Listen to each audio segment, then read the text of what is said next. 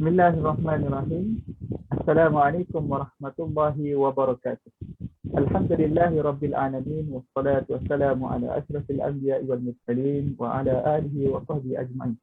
Subhanaka la ilma lana illa ma 'allamtana innaka antal alimul hakim. Rabbi shrah li sadri wa yassir li amri wahlul 'uqdatam min lisani yafqahu qawli. Rabbi zidna ilma warzuqna fahma. Alhamdulillah. Pertama-tama kali kita syukur kepada Allah Subhanahu Wa Taala dapat sama-sama kita bertemu lagi dalam program Bicara Pusaka untuk siri yang ke-8. Sidang penonton yang dikasihi oleh Allah Subhanahu Wa Taala, sahabat-sahabat FB Majlis Agama Islam Selangor. InsyaAllah hari ini program hari ini merupakan program Bicara Pusaka untuk kita yang terakhir, siri yang ke-8 bagi kempen bulan Faraid Negeri Selangor. Jadi Alhamdulillah, jadi ada sahabat-sahabat yang setia, followers kita yang setia mengikuti kita daripada awal program, awal kempen, awal program Bicara Pusaka hari itu sampai hari ini. Jadi Alhamdulillah, terima kasih saya ucapkan. Semoga Allah SWT memberikan kita banyak manfaat atas perkongsian-perkongsian yang telah diberikan. Jadi insyaAllah untuk hari ini kita nak teruskan lagi kita punya perbincangan borak-borak santai kita bersama dengan pakar berkenaan pengurusan JKPTG ini. Pengurusan apa JKPTG ni? Okey, nanti saya akan minta panel terangkan. Jadi mungkin ada sahabat-sahabat yang tertanya-tanya apa dia itu JKPTG, pusaka, pejabat pusaka, proses kenapa kena ke JKPTG. Biasa kita dengar amanah raya, pejabat tanah ataupun Baitul Mal. Sebab sebelum ni kita cerita benda macam tu. Jadi untuk hari ini special sebagai penutup kita punya program Bicara Pusaka. Kita dah faham dah apa itu faraid, apa itu hukum, waris-waris dan sebagainya. Sekarang hari ini kita nak belajar macam mana kita nak uruskan ni, nak proses ni di mana sebenarnya. Jadi antara tempat untuk kita uruskan, hari ini kita bawakan panel ni orang yang tepat untuk membicarakan perkara tersebut, insya-Allah. Baik sahabat-sahabat, seperti biasa kita minta untuk sama-sama kita like dan kita share dulu kita punya live kita pada pagi ni. Jom kita buat sama-sama. Kita like dulu. Okey, yang mana yang belum like, kita like dulu. Okey, yang mana dah like, kita boleh komen dulu, boleh komen. Sahabat-sahabat dari mana? Seperti biasa, kita punya penonton setia ni yang tak pernah mengecewakan kita. Banyak sahabat-sahabat kita, pegawai-pegawai daripada Perbadanan Perpustakaan Awam Selangor daripada pelbagai daerah dan miskin. Terima kasih saya ucapkan daripada awal sampai habis. Semua program kita semua ada follow. Setiap komen lagi. Alhamdulillah. Terima kasih support. Jom kita kongsi-kongsikan lagi, kita sebarkan lagi supaya lebih ramai lagi kita punya followers kita, kita punya friend kita, kita punya ahli keluarga kita dapat manfaat atas perkongsian kita pada hari ini. Sebab hari ini perkara yang sangat penting untuk kita bincangkan, untuk kita nak beritahu, walaupun mungkin ada air ni aku dah tahu dah. Tak. Jadi ada lagi mereka, sahabat-sahabat, realitinya masyarakat kita di luar sana tak faham, tak tahu dekat mana nak urus. So hari ini insya-Allah Baitul Mal Majlis Agama Islam Selangor kita bawakan bersama tuan-tuan wakil daripada JKPTG. Banyak kali saya sebut JKPTG ni, tapi kita tak tahu lagi apa dia JKPTG. Jadi sama-sama nanti kita dengarkan perkongsian penjelasan yang akan disampaikan oleh panel kita. Seperti biasa sahabat-sahabat, kita tak nak mengecewakan penonton-penonton kita FB Majlis Agama Islam Selangor. Kita ada hadiah kita janjikan kepada penonton-penonton. Jadi penonton, tuan-tuan, puan-puan, boleh jadi penonton bertuah. Macam mana nak jadi penonton bertuah? Caranya cukup mudah. Jadi siapa-siapa yang dah follow kita punya program sebelum ni, mungkin dah tahu dah dia punya cara dia. Yang mungkin yang baru join, tak tahu macam mana nak jadi penonton bertuah. Caranya cukup mudah sebab kita ada 2 soalan dan setiap 2 soalan ni ada 2 hadiah. Jadi ada 2 hadiah lah, maknanya setiap 1 soalan 1 hadiah. Totalnya ada 2 hadiah. Dan hadiah untuk soalan yang pertama, kita ada sebuah buku Faham Faraid. Kita Faham Faraid, apa nama? Untuk soalan yang pertama. Dan hadiah yang kedua, bijak pusaka jin. Ini yang bernilai RM80. Kita bagi hadiah buku ni, nama pun hadiah, maknanya kita bagi percuma.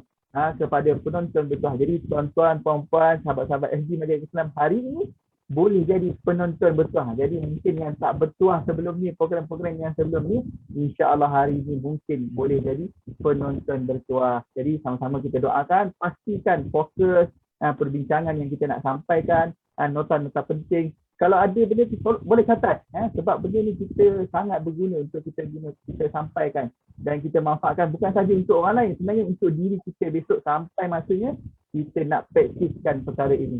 Jadi sebelum kita pergi jauh, saya kenalkan diri saya selaku moderator anda program kita pada pagi ini, Hanzalah Zulkifli, insyaAllah daripada dakwah dan pemasaran bahagian Sektor Baitul Mal, Sektor Baitul Mal Majlis Agama Selangor. Jadi mungkin yang dah kenal saya untuk beberapa episod, saya dah beberapa kali. Yang tak kenal saya, selamat perkenalan. Apa khabar tuan-tuan, perempuan, sedang menonton yang dikasihi oleh Allah SWT. Jadi boleh komen, boleh meriahkan di ruang komen tersebut. Type komen dari sahabat-sahabat dari mana, apa boleh komen lah apa kita punya live kita pagi ni, insyaAllah. Shah Alam ada yang komen ni, Shah Alam mendung je saya tengok, jadi Shah Alam hari ni mendung. Tapi Alhamdulillah kita kerja BDR, mungkin yang mana BDR tu tak perasan sangat mendung tu. Yang mana hari ni kena masuk office tu dia ada terakhir lah. Hari ni kena keluar naik motor, kena pakai baju hujan. Yang mana naik kereta tu Alhamdulillah hati-hati di jalan raya. Baik, alhamdulillah kita akan teruskan perbincangan kita pada pagi ni, insyaAllah. Kita bawakan kepada tuan-tuan, puan-puan seorang panel yang terlibat secara langsung dalam dalam ilmu pengurusan harta pusaka ini ataupun pentadbiran pusaka ini setelah sekian lama. Beliau merupakan seorang yang pemegang ijazah sarjana muda syariah kepujian daripada Universiti Malaya yang telah diperoleh pada tahun 1995. Jadi dah lama dah. Kemudian melanjutkan pelajaran di Universiti Teknologi Malaysia untuk pengajian sarjana dan mendapat ijazah sarjana sains pentadbiran dan pembangunan tanah pada tahun 2009. Beliau juga telah berkhidmat di unit pembahagian pusaka kecil pusaka kecil JKPTG sejak tuan-tuan tahun 1997. Waktu ni saya kecil lagi, 1997. Sampailah hari ni, maknanya tuan-tuan, panel kita yang kita bawakan pada hari ini bukan calon-calon orang.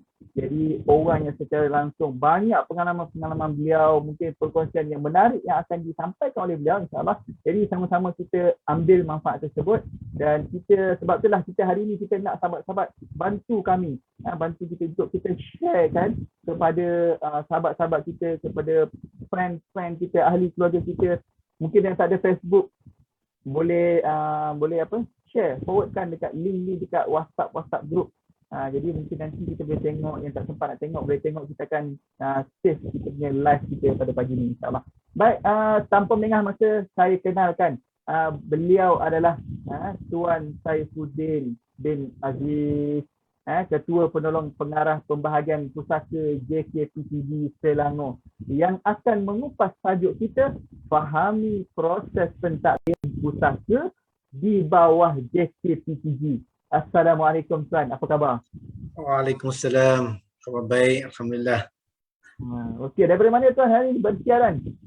Hari ini daripada ofis, pejabat. Pejabat di Kelang. JKPTG Selangor, Kelang. Di Selangor, Kelang. Saya berada di Shah Alam, so kita bersebelahan sebenarnya. Jadi walaupun dalam skrin pun kita duduk sebelah-sebelah kan. Realiti kita daerah sebelah-sebelah. Jadi baik Tuan, kita akan membincangkan tajuk berapa perkara lah isu yang kita nak bangkitkan berkenaan dengan proses lah. Mungkin banyak juga ramai kalangan ahli masyarakat kita mungkin ada yang tak tahu langsung. Jadi sebelum kita pergi kepada perbincangan kita lebih jauh dah Tuan, saya nak Tuan minta Tuan, kita ada masyarakat saya tanya apa itu JKPTG, kenapa pejabat pusaka, permohonan proses pentadbiran pusaka di bawah JKPTG. JKPTG itu apa dan kenapa di bawah JKPTG? Silakan Tuan. Okay, terima kasih Tuan Pengerusi Majlis Ustaz Hanzalah selaku moderator pada pagi ini. Alhamdulillahirabbil alamin wassalatu wassalamu ala rasulihil karim wa ala alihi wa sahbihi ajma'in. Subhanaka la ilma lana illa ma 'allamtana innaka antal alimul hakim. Rabbi ishrah li sadri wa yassir li amri wahlul 'uqdatam min lisani yafqahu qawli. Jadi pertamanya saya merahkan kalimah terima kasih kepada pihak penganjur MAIS yang mana telah menganjurkan 1 bulan, iaitu bulan Faraid, di mana masyarakat khususnya di Selangor ini diperkenalkan tentang ilmu Faraid, ilmu yang mulai dilupai oleh umat Islam pada hari ini.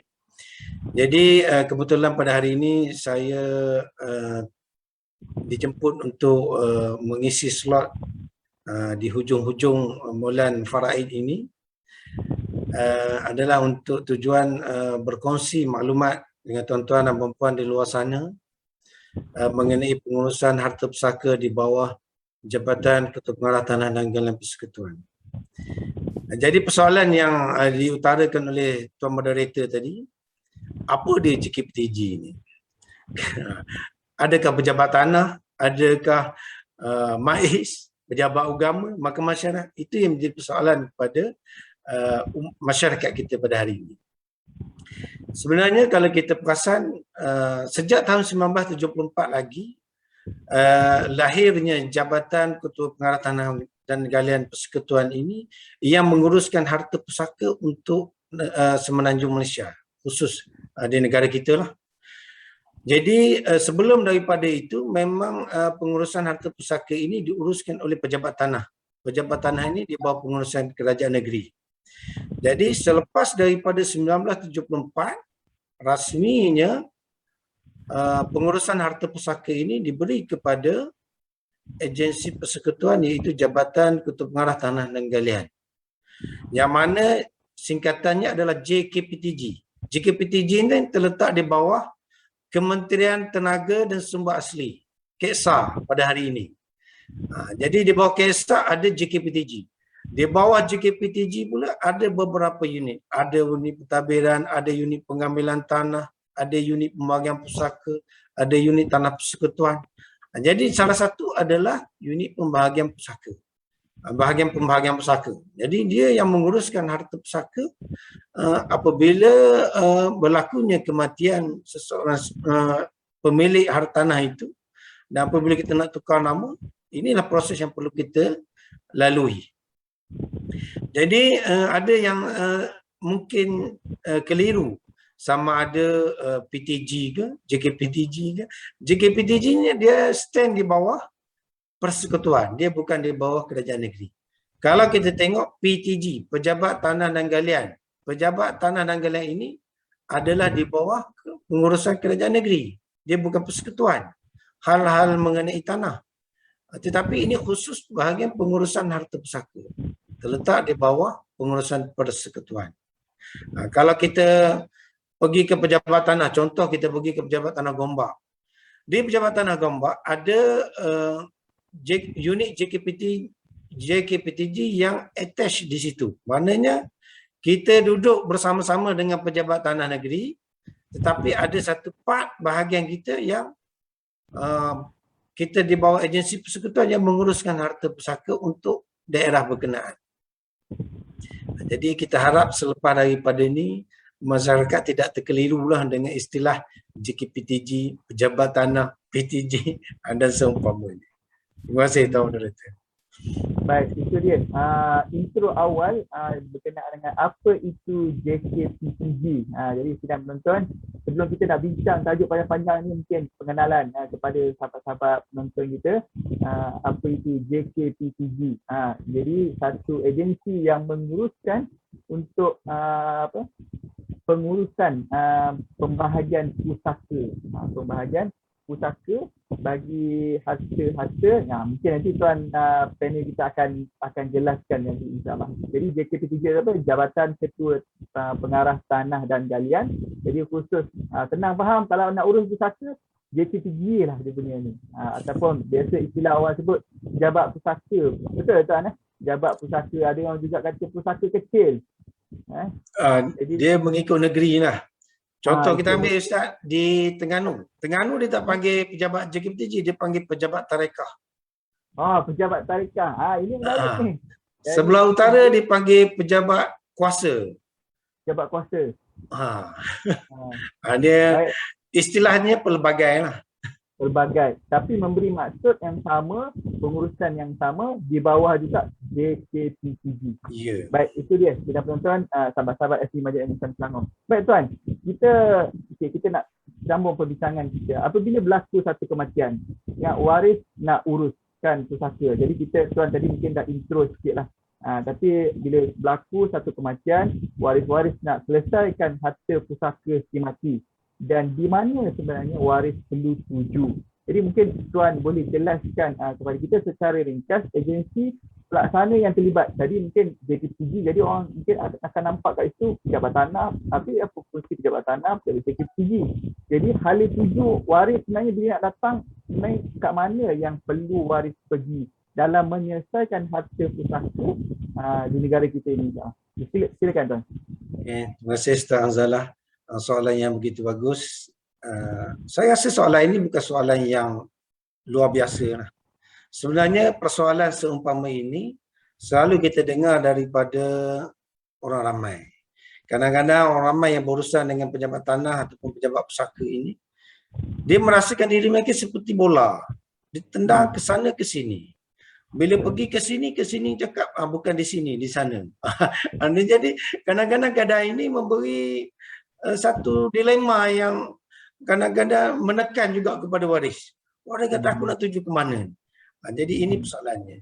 InsyaAllah pagi ini saya cuba rungkaikan permasalahan ini di mana kita kena kenal pasti agensi-agensi yang terlibat secara khusus dan memudahkan kepada masyarakat untuk kita tuju ke mana nak pergi. Yang pertama adalah Mahkamah Tinggi. Mahkamah Tinggi ini semua orang kenal, semua orang tahu Mahkamah Tinggi. Tetapi Mahkamah Tinggi juga menguruskan harta pusaka. Tetapi harta pusaka yang macam mana? Harta pusaka yang dia tiada ikatan, sama ada harta itu harta ta'alih ataupun harta alih. Seperti mana yang kita dah belajar pelajaran sebelum ni, daripada awal bulan sampai sekarang, harta ta'alih ada, harta alih ada. Jadi saya anggap semua dah faham apa itu harta ta'alih, apa itu harta alih. Jadi Mahkamah Tinggi ini dia tidak ada sekatan, sama ada dia nak selesai harta itu harta alih ataupun harta ta'alih. Dengan syarat harta ta'alih itu tidak lebih daripada 2 juta. Kalau harta alih tidak lebih daripada 600,000. Kalau si mati itu hanya ada duit simpanan. Duit simpanan berjumlah 700,000. Kemana dia nak pergi? Jadi waris boleh buat permohonan di Mahkamah Tinggi. Jadi Mahkamah Tinggi ini dia ada peruntukan undang-undangnya, iaitu di bawah Akta Probit dan Pentadbiran 1959. Kita panggil Akta 97. Jadi ini dia punya yang pertama. Yang kedua, Jabatan Ketua Pengarah Tanah dan Galian Persekutuan yang kita kenali sebagai JKPTG, yang mana saya mewakili JKPTG pada hari ini.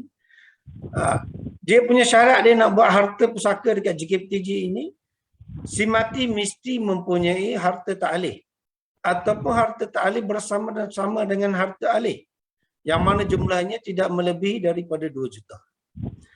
Dan harta itu mesti tidak mempunyai wasiat bagi orang bukan Islam. Dan peruntukan undang-undang, akta undang-undang yang menjadi rujukannya adalah Akta Pembahagian Pusaka Kecil, Pembahagian 1955. Itu JKPTG. Yang ketiga adalah Amanah Raya Berhad. Amanah Raya Berhad ini fungsinya adalah menyelesaikan harta alih sahaja. Harta alih sahaja yang mana jumlahnya tidak melebihi daripada 600,000. Dia punya rujukan undang-undang juga adalah Akta Perbadanan Amanah Raya Berhad 1955. Jadi ini adalah 3 agensi utama yang terlibat secara langsung di dalam pembahagian harta pusaka di negara kita. Selain daripada 3 agensi ini, ada juga agensi-agensi lain yang turut sama memainkan peranan, iaitu seperti mahkamah syariah. Apa dia fungsi mahkamah syariah ini? Mahkamah syariah ini satu institusi yang kita terlibat secara langsung di dalam pengesahan harta pusaka yang melibatkan wasiat orang Islam. Nak mensahkan sama ada wasiat itu sah atau tidak dari sudut syarak, mahkamah syariah adalah tempatnya. Yang kedua, tentang pengesahan perkahwinan. Sebab pengesahan perkahwinan juga menentukan sama ada pasangan itu terlibat ataupun berhak di dalam harta pusaka si mati. Kalau dia berkahwin di Thailand, adakah perkahwinan itu sah dari sudut syarak? Jadi perkahwinan itu perlu disahkan di mahkamah syariah, and then bila disahkan, pasangan itu berhak menuntut harta pusaka si mati. Yang ketiga, mahkamah syariah ini akan mengesahkan waris-waris yang berhak, iaitu perintah yang kita kenali sebagai perintah faraid. Di mana bila ada perintah faraid, maka sahlah waris-waris yang berkenaan adalah waris yang waris yang terlibat secara langsung di dalam harta pusaka si mati. Yang keempat, yang kelima adalah pengesahan nasab. Ada juga kes-kes yang melibatkan nasab yang memerlukan pengesahan daripada mahkamah syariah. Dia lahir, adakah dia lahir ini di luar daripada anak yang tidak sah taraf, ataupun anak yang tidak sah taraf dibinkan kepada si mati. Macam mana kita perlukan pengesahan daripada mahkamah syariah sama ada waris itu adalah waris kepada si mati ataupun tidak. Jadi pengesahan nasab perlu diperolehi daripada mahkamah syariah. Ini adalah mahkamah syariah. Selain daripada mahkamah syariah, ada juga agensi-agensi lain yang terlibat secara langsung seperti KWSP. KWSP di bawah peraturan dia, sesiapa yang membuat penama, maka KWSP boleh membuat pembayaran kepada penama apabila berlaku kematian. Di sini ada sedikit khilaf bagi orang Islam, di mana banyak penama-penama yang telah diberi kuasa untuk menjadi wasi ataupun pentadbir, mengeluarkan duit KWSP tetapi tidak membuat agihan duit berkenaan kepada waris-waris yang berhak mengikut hukum syarak. Ini bagi orang Islam. Kalau bukan Islam, penama ini adalah pemilikan secara mutlak. 100% dia punya. Tetapi Islam tidak. Dia hanya sebagai wasi ataupun pentadbir yang perlu membuat agihan kepada waris-waris yang berhak mengikut hukum faraid. Tabung haji pun sama juga. Dia ada di bawah peruntukan undang-undang dia, pelantikan wasi. Jadi wasi ni boleh mengeluarkan duit simpanan tabung haji si mati dan dia perlu membuat pembahagian kepada waris-waris mengikut hukum faraid. Itu di antara agensi-agensi yang terlibat secara langsung di dalam pengurusan harta pusaka di negara kita. Itu saja, Tuan Moderator. Okey, itu dia. Maknanya ada beberapa tempat, tuan-tuan, sahabat-sahabat FB Majlis Islam Selangor, ada beberapa tempat di negara kita ini untuk kita uruskan pengurusan harta bagi si mati. Beberapa tempat yang telah disebutkan oleh tuan panel kita, dan dia ada syarat dia. Tempat dia tadi kena tengok kadar harta dia, nilaian dia dan syarat-syarat itu tadi. Maknanya tapi agensi-agensi ini juga menguruskan ataupun boleh juga kita uruskan. Jadi mungkin timbul persoalan di sini tuan. Habis di bawah JKPTG, di bawah pengurusan JKPTG, bagaimana permohonan pusaka boleh dibuat oleh seseorang waris di bawah JKPTG? Okey, permohonan pusaka untuk masa kini lah. Kita cerita masa sekarang lah. Sebab masa sekarang ni kita dah mengharungi norma-norma baharu, di mana pandemik COVID-19 ini mengubah kita punya SOP tata cara permohonan pembahagian pusaka. Kalau dulu permohonan pembahagian pusaka ini perlu dibuat secara manual, perlu dihantar secara fizikal kepada pejabat JKPTG. Tapi sekarang mengikut norma-norma baharu, khususnya di Selangor ini, kita telah mewajibkan kepada semua permohonan itu dibuat secara atas talian.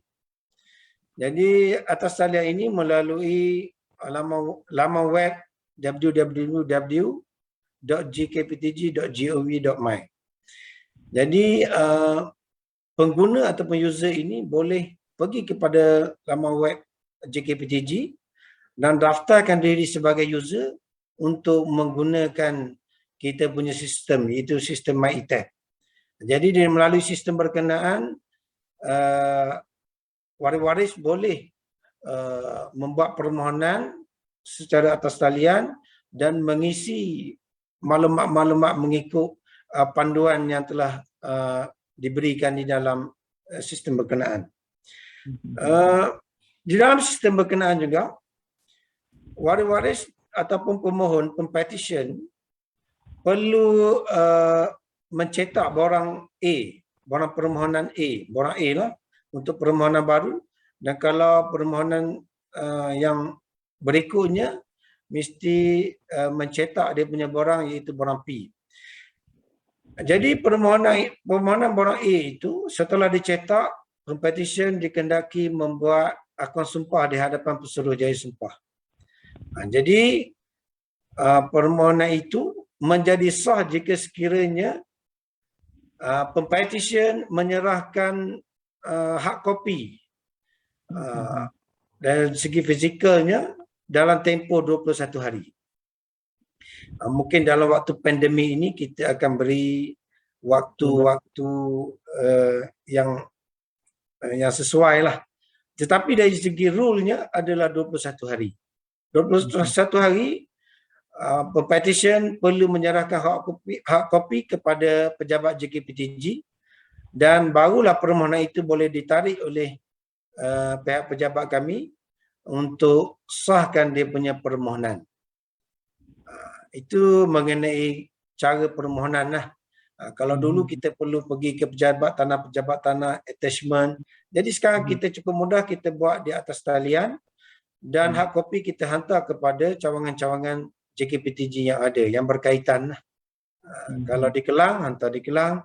Kalau di Gombak, petition perlu hantar hak kopi itu di pejabat JKPTG Gombak. Itu maknanya saja. Dia perlu hantar dalam tempoh 21 hari selepas permohonan atas talian dibuat kan? Ya, itu dia punya rule lah. Tapi dalam waktu pandemik kita bagi inilah. Waktu pandemik kita bagi kelanggaran sedikit. Okey Tuan, mungkin ada yang tertanya-tanya, kalau online ni dah start, yang itu manual memang dah tak ada langsung ataupun macam mana? Manual perlu lagi. Sebab itu saya sebut tadi dalam tempoh 21 hari, petition perlu menghantar manual berkenaan ke pejabat kami. Maknanya saya ringkaskan, kena isi online permohonan, sama ada permohonan baru ataupun lanjutan, isi atas talian, kemudian print. Letak borang tersebut dan hantar secara fizikal ke pejabat yang berkenaan.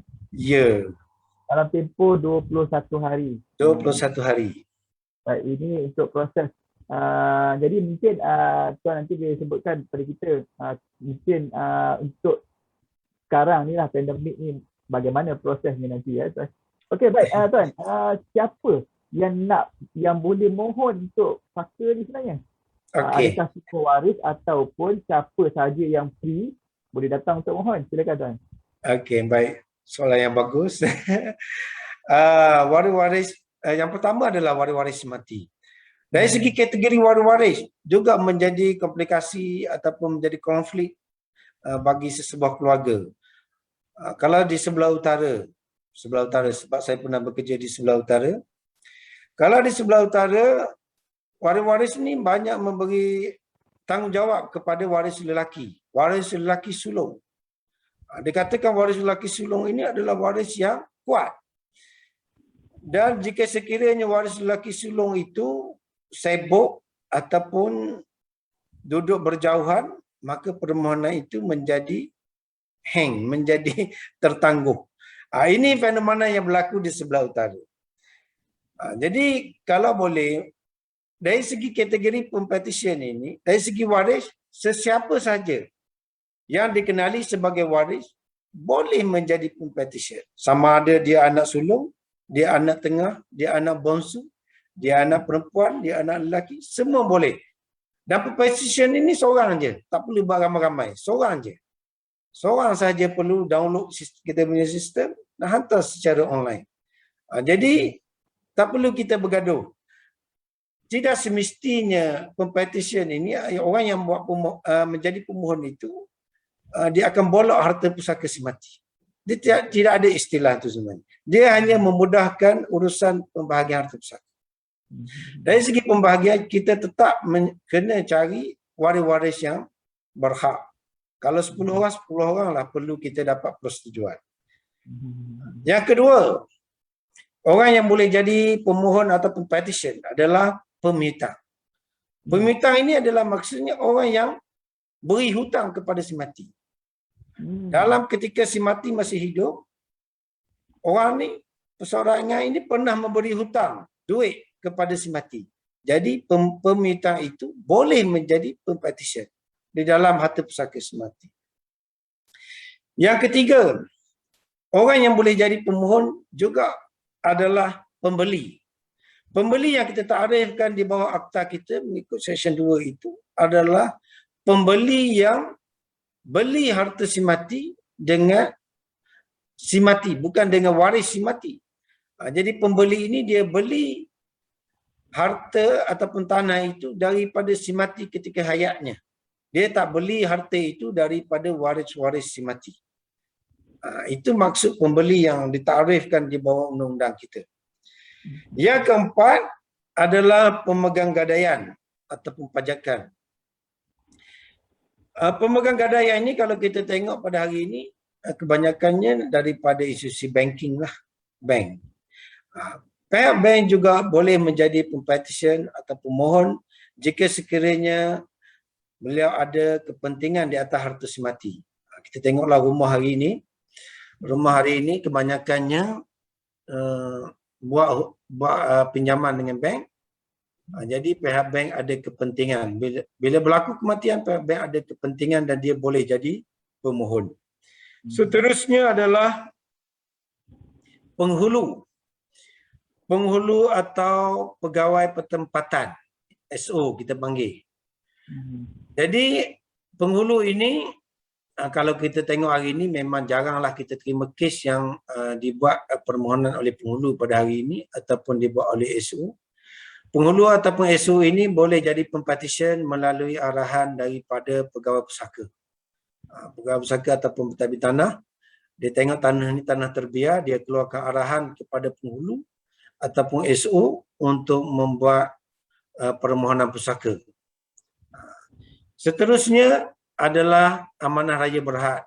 Amanah raya berhad memang diberi kuasa eksklusif untuk menjadi pemohon bagi pihak waris-waris. Dan juga tidak ketinggalan adalah Baitul Mal. Baitul Mal ini apabila beliau menjadi waris, beliau juga berhak untuk menjadi pemohon di atas harta pusaka si mati. Itu bagi kes-kes yang tidak mempunyai waris. Jadi Baitul Mal boleh menjadi petition. Itu di antara orang persorangan ataupun pihak-pihak yang boleh menjadi petition di dalam pengurusan harta pusaka. Baik, menarik. Terima kasih Tuan. Sebab saya tengok ada soalan tadi, dia kata dia tak ada anak lelaki. Jadi siapa, macam mana dia proses? Jadi tadi dah menjawab persoalan tu, jadi Tuan dah pernah sebut ada lagi. Kita boleh tengok dalam senarai tadi. Mungkin sahabat-sahabat yang dah ambil poin-poin tadi yang dah catat boleh typekan di ruang komen untuk sahabat-sahabat kita bersama boleh tengok, kongsikan maklumat tadi tu. Ada beberapa maklumat yang dia diberikan tadi selain daripada juga ahli waris, penghulu, pihak amanah raya dan sebagainya. Jadi kita boleh tengok tidak semestinya, dan juga tadi ahli waris tadi bukannya seorang, tidak semestinya yang sulung, yang bongsu, siapa saja. Kalau ada 10 orang lah juga. Tapi seperti mana yang kita bincangkan dalam tajuk-tajuk yang sebelum ni, dalam bab siapa yang nak pergi tu, bincanglah dulu sebelum pergi tu kan. Jadi pejabat pusaka pun dia tak nak lah kita bergaduh-gaduh depan dia. Jadi kita bincang dulu elok-elok. siapa nak pergi daftar, siapa yang nak mohon pusaka ni. Jadi kita bincang sebab cukup memandai di permohonan pusaka di bawah JPPG memandai satu orang wakil sahaja di kalangan ahli waris. Tuan, saya nak pick up sikit soalan daripada penonton kita di FB ditanya tadi pasal soalan 21 hari tadi. Kalau dah terlepas 21 hari tadi macam mana tuan? Kena mohon balik ke ataupun ada excuse dan sebagainya? Mungkin sedikit penjelasan. Okey, baik. Sebenarnya kalau dari segi rule dia, selepas daripada 21 hari, permohonan itu menjadi terbatal dengan sendirinya. Itu yang dari segi rule yang sepatutnya dipraktikkan. Jadi ada pihak-pihak yang berkenaan sepatutnya mengambil sepatutnya kena buatlah apa yang dia buat. SOP yang kita buat, kita sepatutnya ikut. Tak boleh SOP yang kita buat tapi kita ignorekan SOP itu. Pada saya, once kita dah buat SOP, kita perlu mengikuti SOP itu. Cumanya dalam waktu pandemik ini, kita bagi kelonggaran. Maksudnya, lebih daripada 21 hari pun kita bagi masa-masa yang tertentu dengan tidak melebihi masa yang melampau. Contohnya, dia dah masuk permohonan hari ini, selang 3 bulan baru dia hantar hard copy dia. Itu namanya melampau. Jadi kalau kita kita nak minta ke dia punya kelonggaran masa, kalau waktu yang kita tetapkan 21 hari, kita bagi dalam tempoh 30 hari, 35 hari, itu adalah waktu yang reasonable. Bukanlah menjadikan sehingga 3 bulan, menjadi 1 tahun. Sebab kita punya rule adalah 21 hari. Kalau tanya saya personally, memang saya suka ikut waktu yang telah ditetapkan iaitu 21 hari. Mana kalau 21 hari kita tak tarik, permohonan itu dikira terbatal. Saya kira tuan 21 hari tu sebenarnya satu tempoh yang panjang juga. Maknanya kalau boleh kalau bolehlah kita nasihatkanlah pada pemohon ataupun waris-waris. Kalau sebelum buat permohonan tu kalau boleh dah ada dululah dia punya maklumat supaya tempoh 21 hari tu tidak terabai macam tu saja. Betul tak tuan? Ya, betul. Baik, jadi tuan-tuan sidang penonton yang dikasihi oleh Allah SWT, kita rancang sebaiknya sebelum kita sekarang dah tahu dah kena pergi debat pusaka. Jadi nak uruskan, jadi kita dah prepare siap-siap dokumen, dah bincang dah siapa nak pergi. Jadi supaya tempoh 21 yang diberikan oleh pihak JKPGG itu sebenarnya mencukupi pihak waris untuk melengkapkan dokumen ataupun mengemukakan dokumen kepada pihak JKPGG sebenarnya. Baik, terima kasih tuan atas penjelasan yang diberikan. Baik, mungkin ada waris-waris bertanya apa dokumen yang perlu dibawa sebenarnya. Baik. Dokumen-dokumen yang diperlukan ketika membuat permohonan. Jadi di atas talian kita dah buat, jadi hard copy kita kena kumpul adalah yang pertamanya adalah CJ kematian. Jika sekiranya si mati itu tidak ada CJ kematian, jadi kita perlu ambil perintah anggapan kematian. Jadi, tak ada surat mati, perintah anggapan kematian.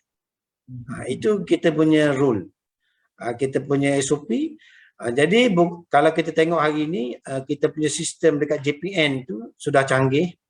Kita just bagi nombor IC, dia boleh trace. Kalau tak ada dalam simpanan kita, kita beli saja dekat JPN.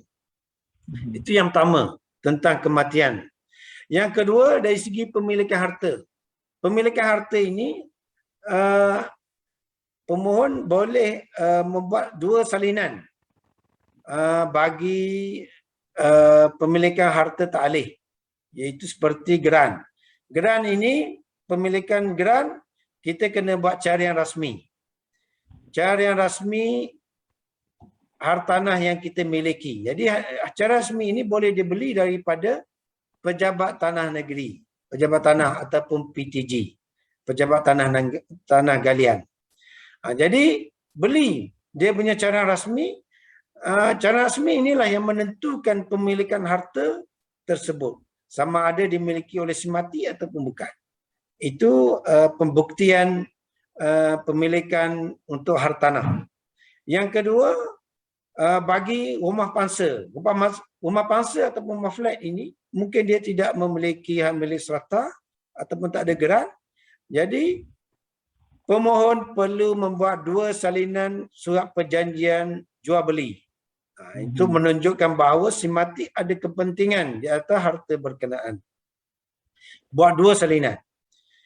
Selain daripada itu, harta-harta lain seperti bank, duit bank ataupun kenderaan. Jadi kita perlu membuat salinan ataupun photostat buku akaun ataupun kita print penyata akaun dan juga kita buat salinan geran untuk kenderaan. Dan jika ada harta-harta lain seperti saham apa semua, itu kena bagi dokumen itu untuk membuktikan bahawa harta itu dimiliki oleh si mati. Seterusnya dokumen yang diperlukan ketika membuat permohonan adalah salinan IC. Salinan IC pemohon dan juga semua waris yang terlibat. Perlu saya ingatkan di sini bahawa waris-waris perlu membuat semua salinan IC waris yang terlibat. Kalau ada 10 orang, 10 salinan IC kita kena photostat. Tak boleh kita photostat 5 je. Kita buat declaration ada 5 je, sedangkan waris yang sebenar ada 10. Itu maksudnya kita cuba sembunyikan fakta. Sebenarnya boleh kita sembunyikan fakta, kita boleh didakwa sebenarnya.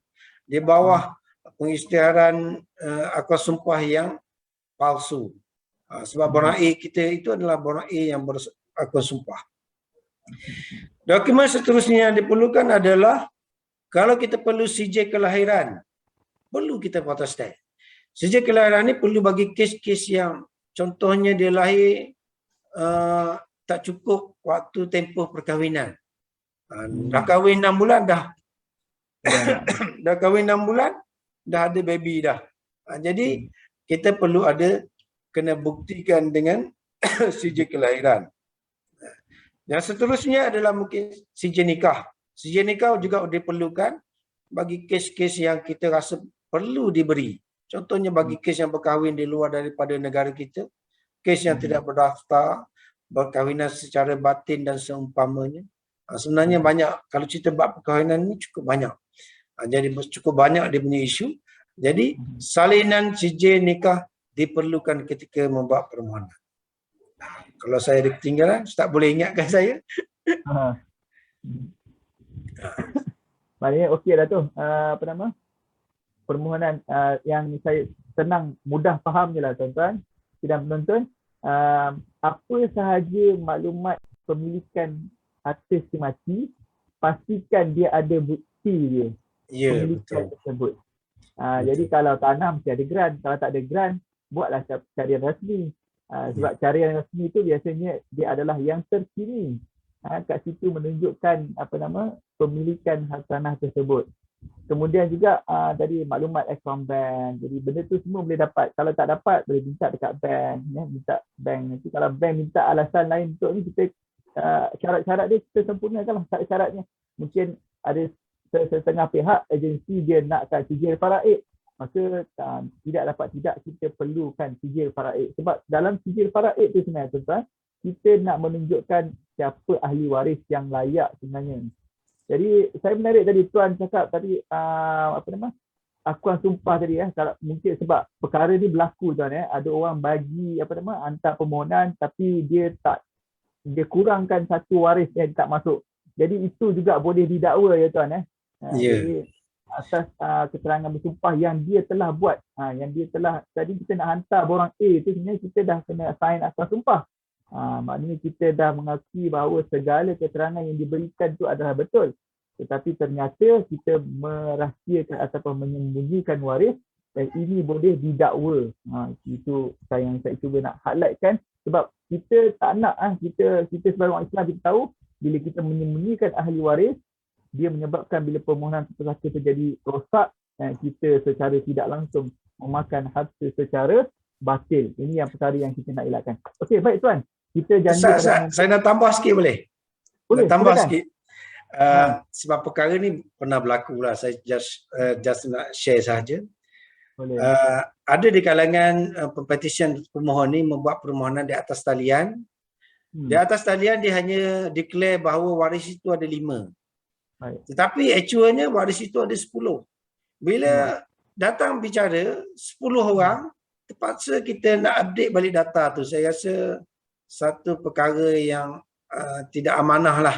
Sebenarnya bila kita isi borang secara online, kalau waris tu ada 10 ataupun 20, kita perlu masukkan data-data pada waris berkenaan dengan betul dan tepat. Kalau dia tulis 5, memang permohonan tu kita boleh tarik. Tetapi dari segi tanggungjawab, amanah,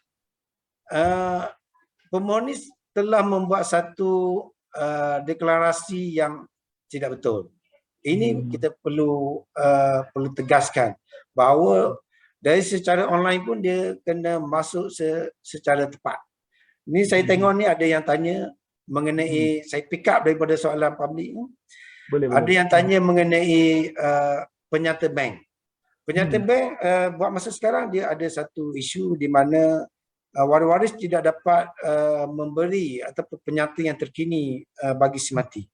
Jadi apa yang kita boleh bantu? Bagi setakat yang dia boleh bagi, and then kita minta pejabat JKPTG untuk membuat pengesahan terkini penyata akaun dengan pihak bank yang berkenaan. Itu yang kita boleh usahakan. Sebab sebenarnya dari segi kalau pihak bank ada yang mendengar di sini, pada saya penyata ini bila dia orang dapat penyata, dengan penyata itu sebenarnya waris tidak dapat mengeluarkan duit berkenaan. Penyata itu hanya untuk membuktikan bahawa berapa dia punya figure, adakah harta ini dikategorikan sebagai harta di bawah bidang kuasa JKPTG ataupun di bawah Mahkamah Tinggi. Itu sahaja sebenarnya. Okey, Ustaz. Okey, terima kasih ya Tuan. Secara tidak langsung menjawab persoalan sahabat kita di FB. Terima kasih. Okey, baik Tuan. Tadi kita janji kita nak bagi hadiah pada penonton. So soalan kita yang pertama, mungkin Tuan sebutkan, bacakan soalan yang pertama. Oh, soalan pertama. Saya kena baca. Okey, baik. Okey, soalan yang pertama, kenyataan ni, kena dengar penyataannya baik-baik. Si mati ini meninggalkan waris seorang isteri, 2 anak laki-laki dan 1 anak perempuan. Beliau ada meninggalkan sebidang tanah seluas 1 ekar. Si mati semasa hayatnya ada meninggalkan wasiat lisan untuk diberikan 1/4 daripada tanah ini kepada seorang anak saudaranya. Itu pernyataan. Soalannya, di manakah waris-waris si mati tuju untuk menyelesaikan harta pusaka ini dengan tidak mengabaikan hak anak saudara si mati? Di mana agensi yang sepatutnya dituju? Okey, di mana agensi yang patut dituju? Tadi soalan tu di mana? Cuma kena faham pernyataan tu tadi. Sidang penonton kena faham pernyataan dan boleh jawab persoalan tersebut. Jadi mungkin sahabat-sahabat boleh kongsi, yang mana dapat pick up soalan tadi tu boleh kongsikan di ruang komen soalan tersebut,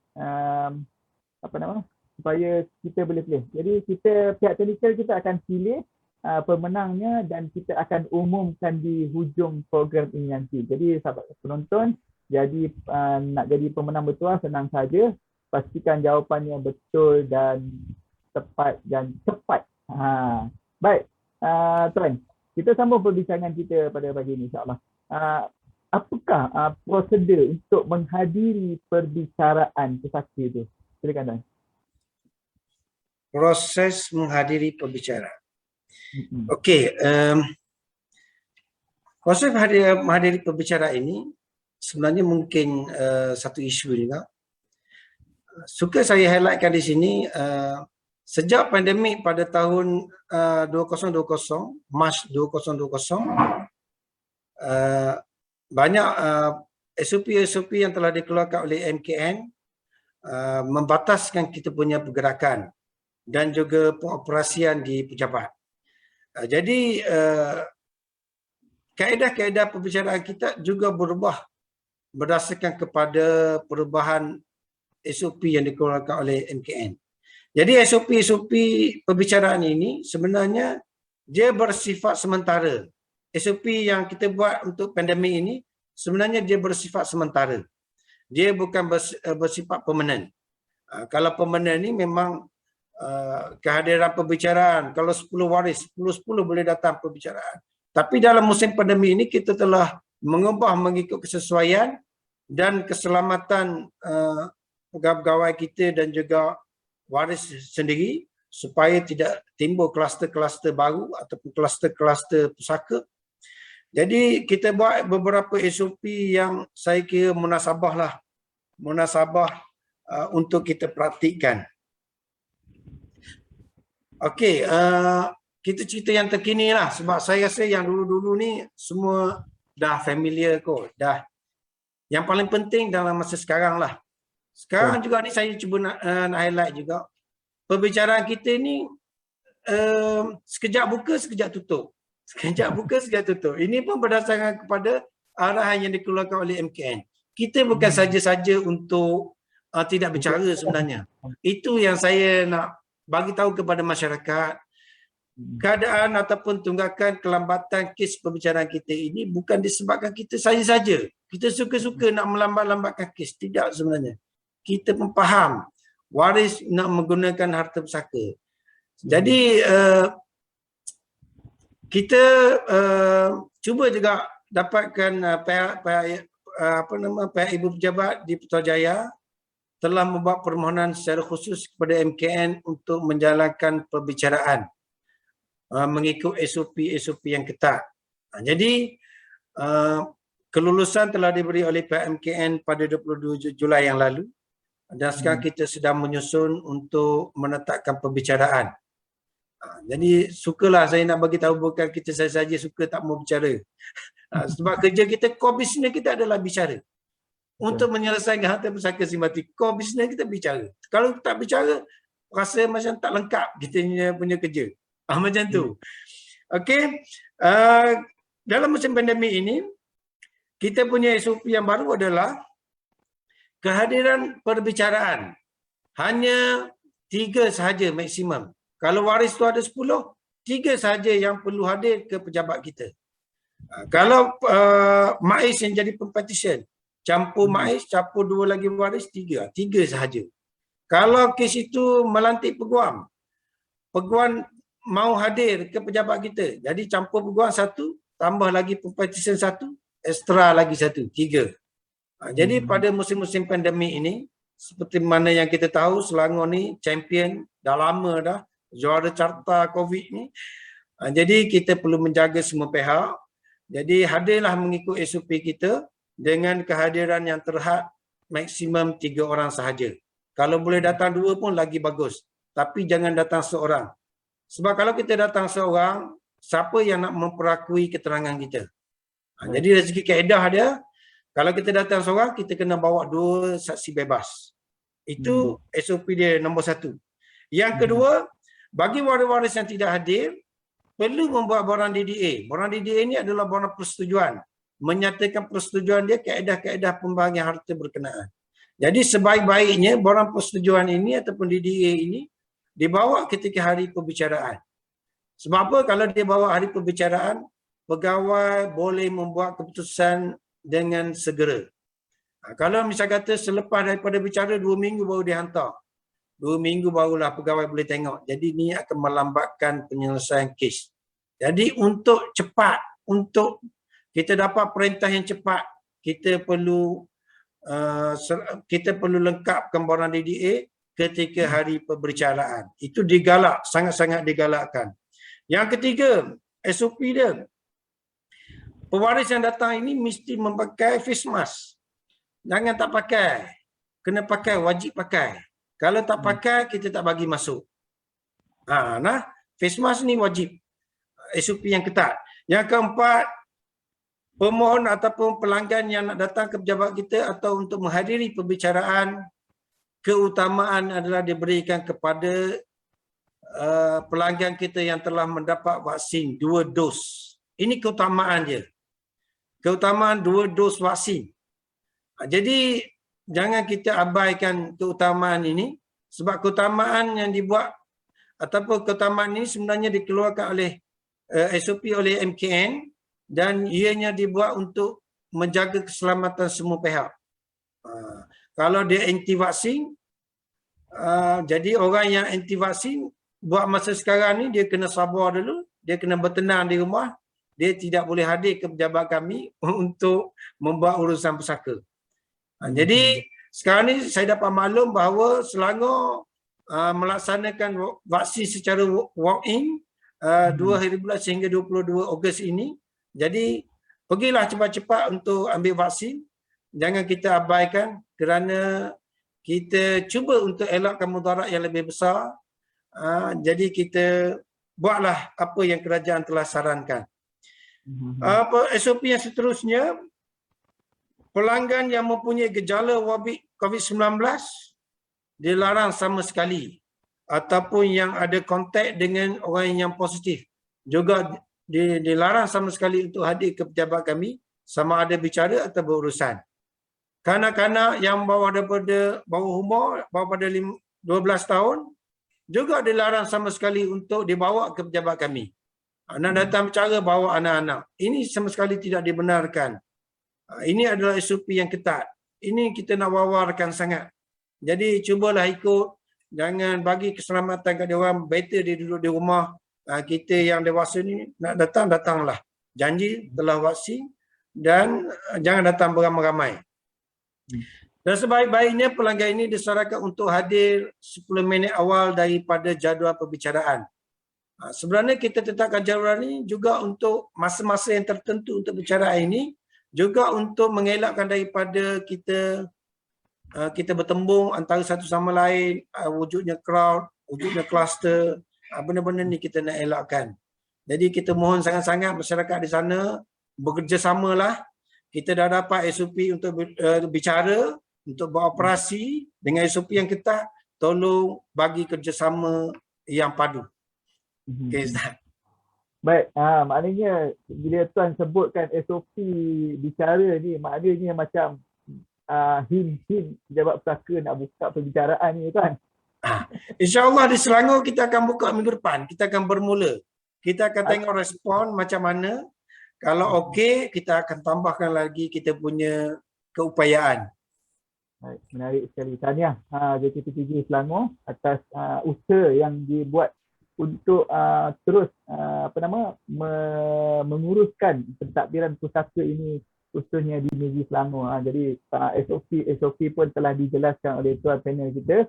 Jadi insya-Allah sahabat-sahabat penonton mungkin yang dapat tadi boleh type di ruang komen dan kongsikan. Jadi sebagai persediaan awal kita bagi mereka-mereka yang perlu untuk proses perbicaraan, satu berita baik untuk kita semua warga Negeri Selangor, pejabat pusaka ataupun JKPTJ Selangor insya-Allah akan dibuka secepat mungkin. Kerana mungkin mereka sekarang dalam menyusun SOP proses macam mana.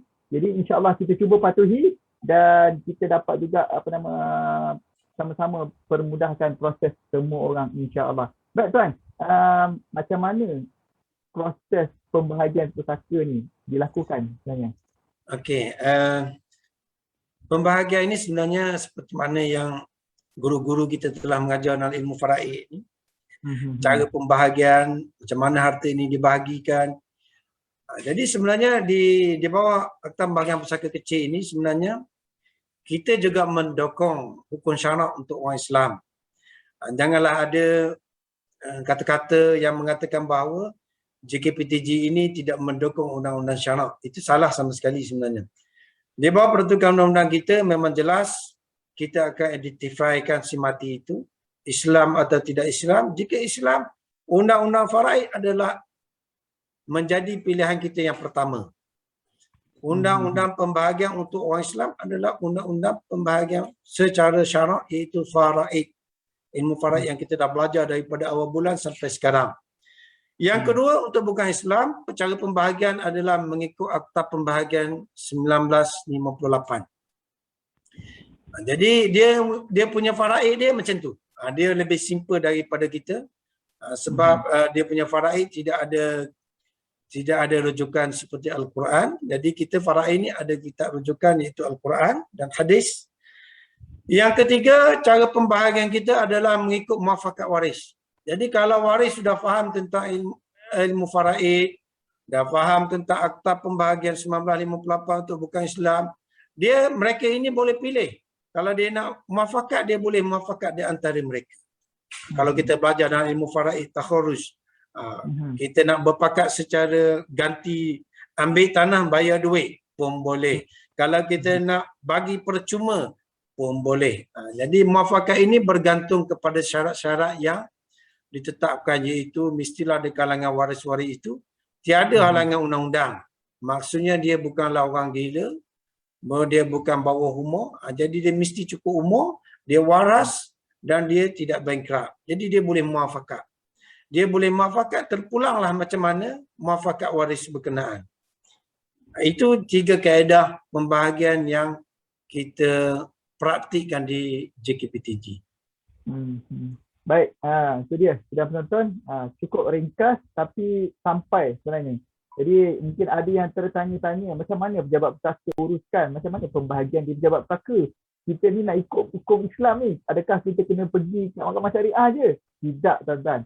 Jadi tuan-tuan, perempuan sedang penonton tak perlu risau kerana JKPTG juga mengamal ataupun menggunakan pakai hukum syarak, hukum Islam bagi orang Islam dalam menguruskan harta pusaka orang Islam.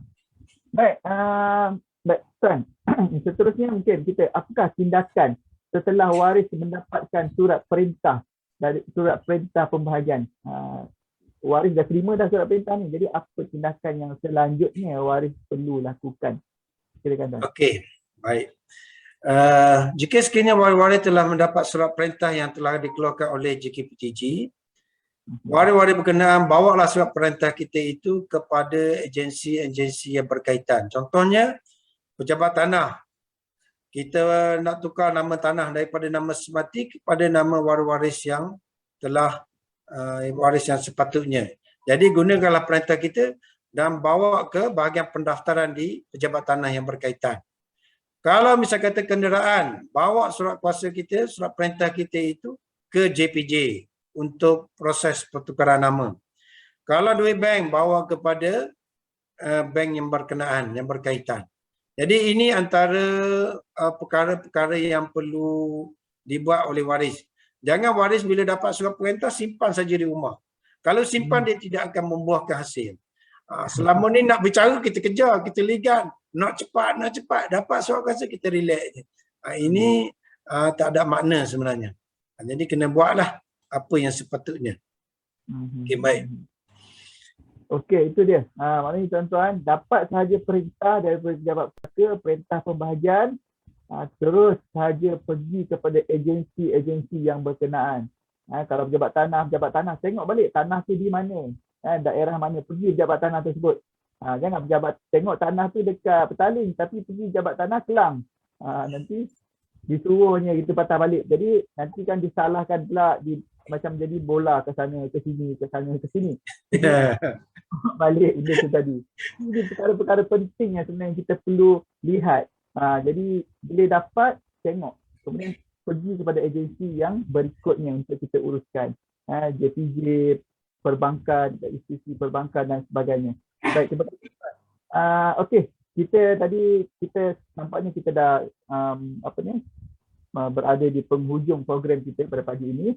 Kita janji bagi soalan yang kedua tuan. Soalan yang kedua, silakan. Ustaz, boleh tak kita pick up sikit ni yang Cik Amir Sahlan tanya ni, boleh? Amir Sahlan, silakan tuan. Boleh. Okey, saya tertarik untuk respon dia punya pertanyaan. Sebenarnya start daripada minggu depan ni kita akan buat percubaan. Maksudnya kita akan tengok dia punya lancar ke tak lancar. Sebab di Selangor ni semua maklum bahawa kita punya kes ni memang ribu-ribu lah. Dia tak main bawah pada 1,000. 5,000, 6,000, semalam 8,000. Jadi kes kita terlalu kritikal. Tapi dalam waktu yang sama kita cuba nak membantu waris. Jadi kita tengok perkembangan. Jika sekiranya kita aturkan jadual perbicaraan dengan kapasiti yang terhad. Maksudnya kalau saya kata dalam kapasiti terhad ini tidak menimbulkan apa-apa implikasi. Contohnya tidak ada kluster pesaka wujud ataupun berjalan dengan baik, maka mungkin jadual pembicaraan akan bertambah.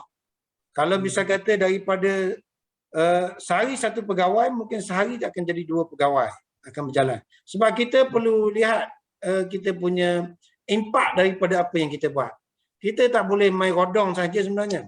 Kita main rodong saja, besok ni kalau berlaku kluster, berlaku permasalahan, saya risau JKPTG akan dipersalahkan. Kita sebenarnya cukup berhati-hati untuk menangani isu inilah, isu pandemik. Okey, insya-Allah lah Encik Amir, kita akan tambah kita punya kekuatan jika sekiranya berjalan dengan lancar. Kita punya percubaan berjalan dengan lancar, insya-Allah kita akan tambah kita punya kekuatan, rutin kita akan bertambah, dan dalam waktu yang sama dia akan berjalan dari segi pengurangan tunggakan. Bukan kita pun tak seronok juga tengok tunggakan yang banyak. Tak ada orang seronok menangguhkan kerja orang ni. Tak ada. Kita pun nak menyelesaikan masalah waris. Tetapi dalam waktu yang sama kita kena jaga semua pihak. Okey. Baik. Saya kira usaha JKPTG Selangor tu dah cukup baik. Maknanya dah langkah untuk membuka perbicaraan semula kepada untuk permohonan yang ada di Selangor ni salah satu langkah yang baik. Jadi mungkin pihak JKPTG Selangor lebih berhati-hati dengan langkah sedikit demi sedikit. Nampak mungkin SOP tu dipatuhi dengan sebaik je, mungkin maksudnya Tuan tadi Syafuddin bagi tahu kita akan tambahkan pegawai, masa perbicaraan tu lebih cepat kita dapat uruskan, betul kan? Jadi sekali lagi saya ucapkan tahniah kepada JKPTG Selangor. Okey Tuan, sebelum kita nak pick up soalan tu tadi, saya sepintas lalu ada perasan ada soalan berkenaan yang DDA. Kenapa borang DDA itu perlu di Selangor ataupun dalam pembicaraan pusaka? Silakan Tuan. Okey. Sebenarnya DDA ni kalau dulu sebelum pada pandemik kita punya rule, kalau 10 waris 10 boleh hadir. Bila dia hadir di hadapan kita, kita tak perlukan kepada borang DDA. Tetapi bila berlaku pandemik, bila kita perlu buat satu SOP yang boleh menjaga semua pihak. Jadi tak perlulah kita hadir beramai-ramai. Macam saya pernah handle kes sampai 30 orang satu bilik bicara. Macam nak datang kenduri. Jadi kalau sekarang ni kita buat macam tu, saya garanti akan wujud satu kluster. Yang mungkin bila berlaku kluster, semua pihak akan menunding jari. Ini salah JKPTG, ini salah siapa. Jadi kita tak mahu macam tu. Jadi kita bendungkan perkara tu. Jadi kita hadkan kehadiran maksimum adalah tiga orang sahaja. 3 pihak sahaja. Dan bila 3 orang ataupun 3 beneficiary sahaja, jadi the rest tu yang lain-lain itu perlu membuat borang persetujuan. Dalam borang persetujuan itu dia akan nyatakan kaedah-kaedah pembahagian yang dipersetujui. Jadi ini penting sebenarnya. Dan borang DDA ini adalah borang yang berbentuk sumpah juga. Jika sekiranya esok dia tak mengaku, maka kita pegang pada borang DDA itu.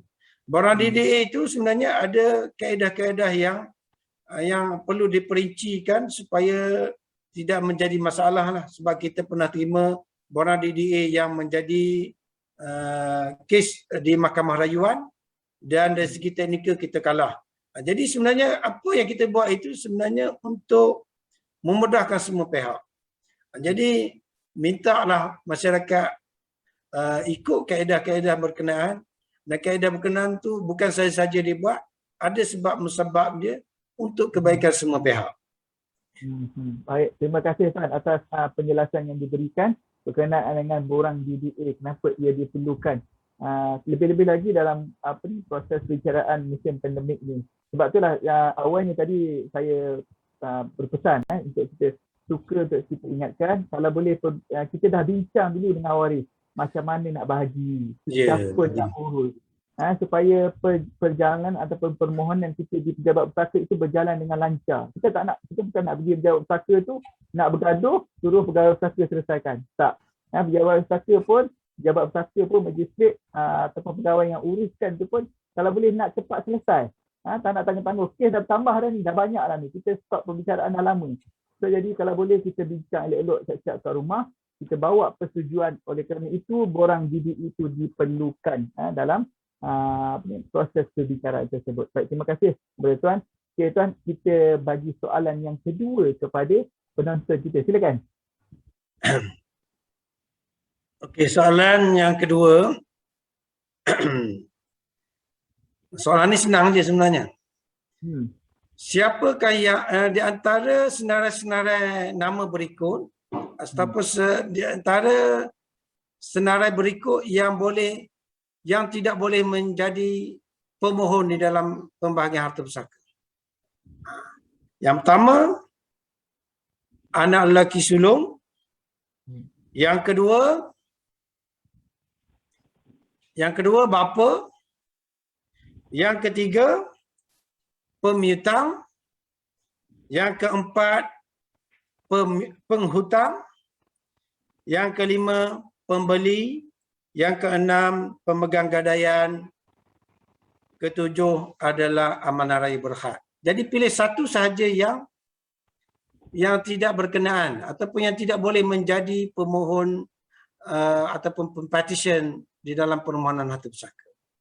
Saya sebutkan balik, yang pertama anak sulung, yang kedua bapa, yang ketiga pemiutang, yang keempat penghutang, yang kelima pembeli, yang keenam pemegang gadaian, yang ketujuh amanah raya berhad. Di antara tujuh ini,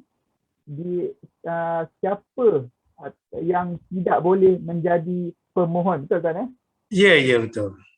Okey, kita minta sahabat kita kongsikan di ruang komen. Jadi siapa, tuan-tuan boleh jawab siapa yang tak boleh jadi pemohon? Okey tuan, sementara kita nak menunggu jawapan daripada sahabat kita, penonton-penonton FB Majlis Islam Selangor, mungkin sedikit kesimpulan berkenaan dengan perbincangan kita pada hari ini. Silakan tuan.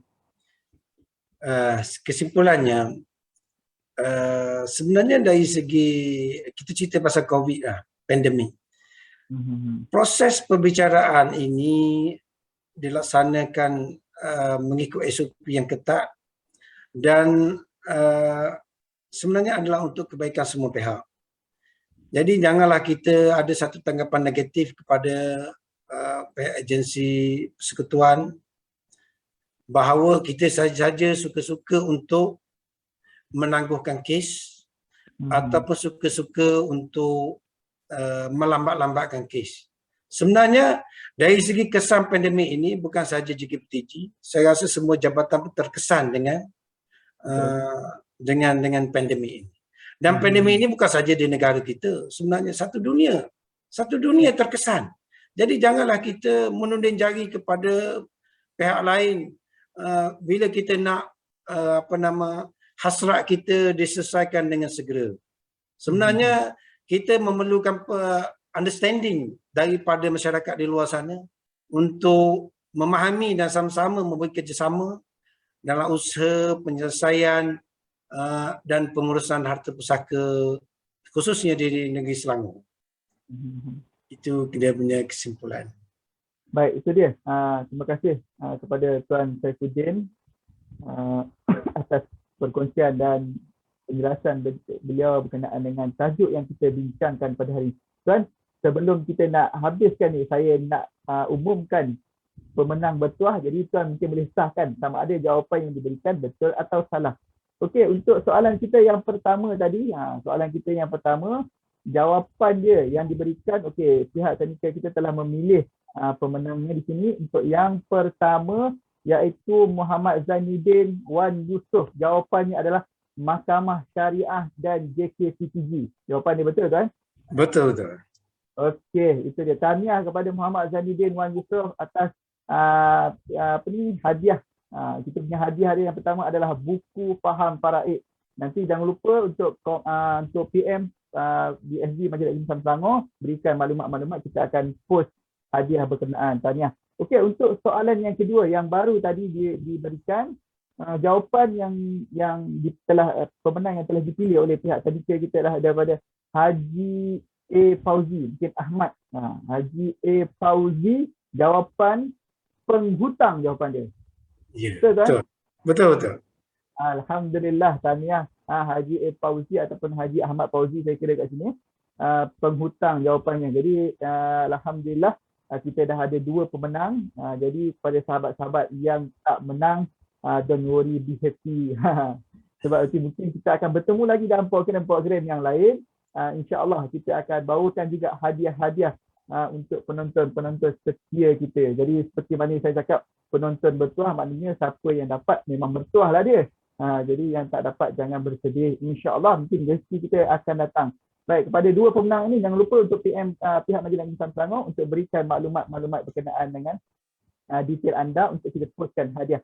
Baik tuan, sekali lagi pihak majlis untuk daripada Majlis Islam Selangor dan pihak pengurusan program Bicara Pusaka hari ini mengucapkan ribuan terima kasih atas perkongsian yang diberikan oleh tuan, maklumat ilmu yang diberikan sangat berguna, sangat bermanfaat, mudah-mudahan bermanfaat untuk kita semua insya-Allah dan khususnya masyarakat di negeri Selangor kita hari ini insya-Allah. Baik, sekali lagi terima kasih tuan. Assalamualaikum warahmatullahi wabarakatuh.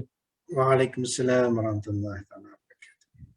Baik, alhamdulillah sidang penonton yang dikasihi oleh Allah Subhanahu Wa Taala sekalian, berakhirlah sudah kita punya program Bicara Pusaka kita pada pagi ini dan merupakan program yang siri yang ke-8 iaitu siri yang terakhir bagi program Bicara Pusaka untuk kempen Bulan Faraid Negeri Selangor. Jadi tuan-tuan puan-puan sedang penonton yang dikasihi Allah SWT, terima kasih saya ucapkan berbanyak-banyak. Terima kasih yang penonton-penonton setia follow kita daripada awal program sampai akhir program. Tapi tuan-tuan, kita tak habis lagi, sebenarnya ada lagi aktiviti program iaitu besok malam kita ada last kuliah Faraid bersiri untuk siri yang terakhir. Jadi mana-mana penonton setia daripada siri 1 sampailah siri 12 ni. Jadi inilah yang terakhir ni, kalau boleh jangan tinggalkan. Ini masa Ustaz Fazil bagi tahu hari tu dekat second last dia beritahu nak tanya apa untuk live besok ni, tanya. InsyaAllah dia akan jawab secara live berkenaan dengan faraid. Jadi panjanglah kita dah belajar berkenaan dengan ilmu pengurusan harta, faraid, wasiat, hibah dan sebagainya. Jadi insyaAllah jangan lupa bersama kami untuk program besok malam jam 9.15 malam, bermula jam 19.15 malam untuk siri yang terakhir kuliah Faraid bersiri bagi penutup bagi kempen Bulan Faraid Negeri Selangor ni insya-Allah. Baik, seterusnya kita ada lagi 2 program iaitu bukan program lah, saya kira pertandingan yang kita anjurkan, iaitu pertandingan mereka cipta e-poster Faraid dan pertandingan video pendek. Ini hadiah yang sangat menarik. Kita dah panjangkan, kita dah extend kita punya tarikh tutup penyertaan sehingga 15 Ogos. Jadi penonton-penonton, sahabat-sahabat yang mungkin yang mana terror buat video, terror buat poster, yang original lah. Tak nak setiap orang yang punya. Original sendiri buat, boleh sertai pertandingan ini, tiada bayaran dikenakan, tetapi hadiah lumayan kepada mereka-mereka yang bertuah yang terpilih menjadi pemenang. Ada 3 hadiah untuk setiap kategori itu. Jadi sangat-sangat menarik. Ajak kawan ramai-ramai, sahabat-sahabat kita yang mana duduk kat rumah tak tahu nak buat apa, jom kita buat video, kita buat poster, kita share, kita hantar, share dekat media sosial. Jangan lupa hashtag yang diberikan. Untuk maklumat lanjut boleh follow FB Majlis Islam Selangor ataupun boleh tengok dekat website www.mais.gov.my. Alhamdulillah, terima kasih sekali lagi saya ucapkan kepada semua yang telah bersama dengan kita pada awal sampai habis. InsyaAllah segala kekurangan saya mohon maaf, semuanya atas kelemahan dan kekurangan diri saya. Saya minta ampun dengan Allah Subhanahu Wa Taala. Mudah-mudahan ada manfaatnya atas perkongsian kita sepanjang kempen ini insya-Allah. Baik, sehingga kita bertemu lagi dalam program ataupun siri yang akan datang, mungkin di lain program insya-Allah. Wabillahi taufiq wal hidayah. Wassalamualaikum warahmatullahi wabarakatuh. Terima kasih semua.